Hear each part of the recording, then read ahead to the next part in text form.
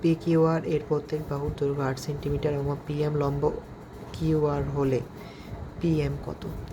এখন এখানে প্রথমে ত্রিভুজটা আঁকি।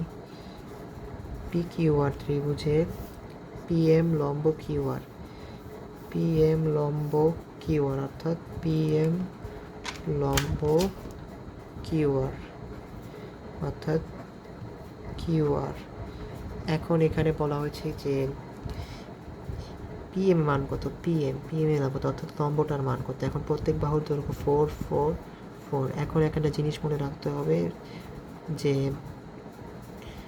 যে যদি কোনো ত্রিভুজের লম্ব হয়, কোনো বাহুর ওপর লম্ব হয় অর্থাৎ এটাকে দুই ভাগে বিভক্ত করে, অর্থাৎ O Q O R, Q R is equal to O M Q M plus M R.